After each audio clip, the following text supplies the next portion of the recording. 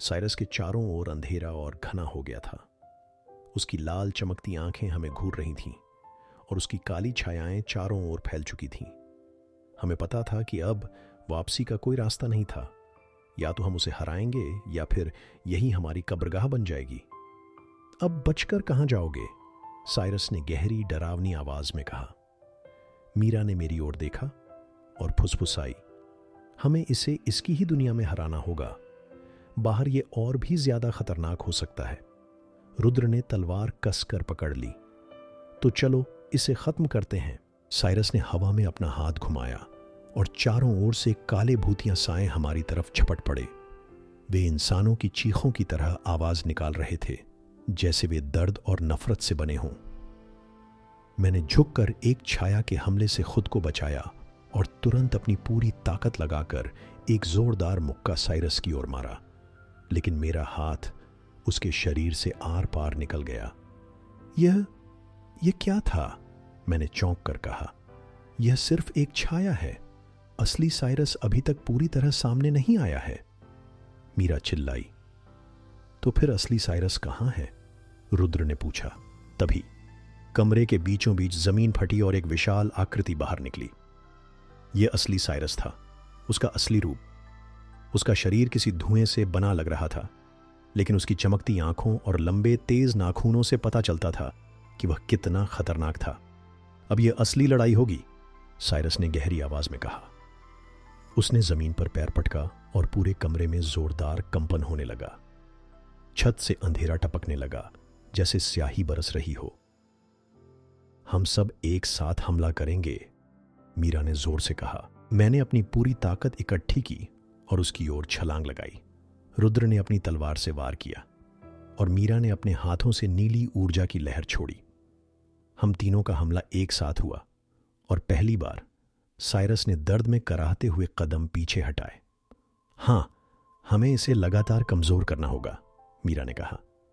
लेकिन साइरस इतनी जल्दी हार मानने वाला नहीं था। उसने जोरदार दहाड़ लगाई और पूरा कमरा हिल गया। अचानक जमीन में दरारें पड़ने लगीं और हमें ऐसा महसूस हुआ जैसे हम किसी अंतहीन गड्ढे में गिरने वाले हैं। यह हमें इस दुनिया में हमेशा के लिए कैद करना चाहता है, मीरा चिल्लाई। हमें अब एक आखिरी, सबसे ताकतवर हमला करना था, वो हमला जो साइरस को हमेशा के लिए खत्म कर सकता था।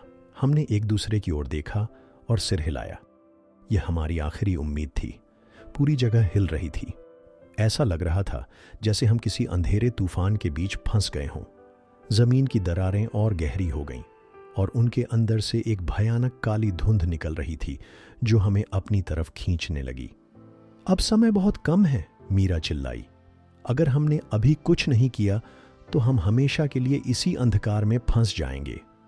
साइरस ने जोरदार हंसी हंसते हुए कहा, तुम लोग कितनी भी कोशिश कर लो, लेकिन मुझे खत्म नहीं कर सकते।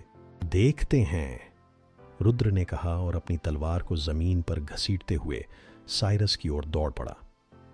मैंने भी अपनी पूरी ताकत इकट्ठी की और मीरा के साथ मिलकर एक साथ हमला करने की तैयारी की। अगर हमें इसे हराना है तो हमें इसे इसकी ही ऊर्जा से खत्म करना होगा, मीरा ने कहा। इसके अंदर की नफरत और अंधकार को इसके ही खिलाफ मोड़ना होगा। पर यह कैसे होगा? मैंने पूछा। हम तीनों को अपनी ताकत एक साथ मिलानी होगी। रुद्र ने तलवार को ऊपर उठाया। मैं अपने पंजों से जमीन पर जोर से वार करने के लिए तैयार था और मीरा ने अपनी ऊर्जा को समेटना शुरू कर दिया। अब, मीरा चिल्लाई। हम तीनों ने अपनी पूरी शक्ति से साइरस पर हमला किया। रुद्र की तलवार सीधी साइरस की छाती के बीचों बीच घुसी। मैंने अपनी ताकत से जमीन को हिला दिया, जिससे वह अपना संतुलन खो बैठा, और मीरा ने अपनी नीली रोशनी उसके चारों ओर घुमा दी, जिससे उसकी शक्तियां उसी के खिलाफ जाने लगीं। नहीं, यह असंभव है, साइरस दर्द से चिल्लाया। उसके शरीर से काला धुआं निकलने लगा और वह धीरे धीरे कमजोर पड़ने लगा।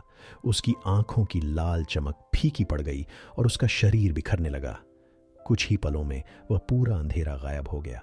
कमरे की दरारें भर गईं और हम फिर से अपनी असली दुनिया में आ गए। हम थके हुए थे, लेकिन जिंदा थे। क्या यह खत्म हो गया? मैंने हांफते हुए पूछा। मीरा ने चारों ओर देखा और धीमे से मुस्कुराई। हाँ, साइरस अब कभी वापस नहीं आएगा। रुद्र ने अपनी तलवार जमीन पर रख दी। आखिरकार यह खत्म हुआ, लेकिन हमें नहीं पता था कि यह सिर्फ एक शुरुआत थी। साइरस खत्म हो चुका था। उसकी काली छायाएं अब केवल धुएं में बदलकर हवा में बिखर गई थीं। पूरा माहौल शांत था, जैसे किसी ने एक बड़ा बोझ हटा दिया हो। लेकिन हमारे मन में अब भी कई सवाल थे। अब आगे क्या? मैंने थकी हुई आवाज में पूछा। मीरा ने गहरी सांस ली और बोली, हमें सोचना होगा कि डैनी डी कोस्टा का क्या किया जाए। डैनी, वह नाम जो इस लड़ाई की असली जड़ था, वह आज भी दुनिया में कहीं मौजूद था। हमने अभी तक उसके बारे में बहुत कुछ सुना था, लेकिन उससे सामना होना अभी बाकी था। रुद्र ने तलवार को कसकर पकड़ा। अगर साइरस इतना खतरनाक था तो सोचो डैनी कितना ताकतवर होगा। मीरा ने मेरी तरफ देखा और कहा, अब हमें डैनी को ढूंढना होगा, और उससे पहले हमें उसकी असली कहानी जाननी होगी। हम वापस अपनी दुनिया में लौट आए थे, लेकिन सब कुछ पहले जैसा नहीं था। मैंने कई रातें बिना सोए बिताई, सोचते हुए कि अब आगे क्या होने वाला था। एक रात जब मैं कमरे में अकेला था तो अचानक खिड़की के बाहर अंधेरा गहराने लगा। ठंडी हवा अंदर आने लगी और एक धीमी सी आवाज गूंजने लगी, तुमने सोचा कि यह खत्म हो गया? मैंने झटके से खिड़की की तरफ देखा। वहां कोई नहीं था, लेकिन हवा में किसी की मौजूदगी महसूस हो रही थी। डैनी डी कोस्टा अब लौटने वाला है। मेरा दिल तेजी से धड़कने लगा। यह लड़ाई अभी खत्म नहीं हुई थी, यह सिर्फ एक नई शुरुआत थी। कहानी समाप्त, या शायद नहीं।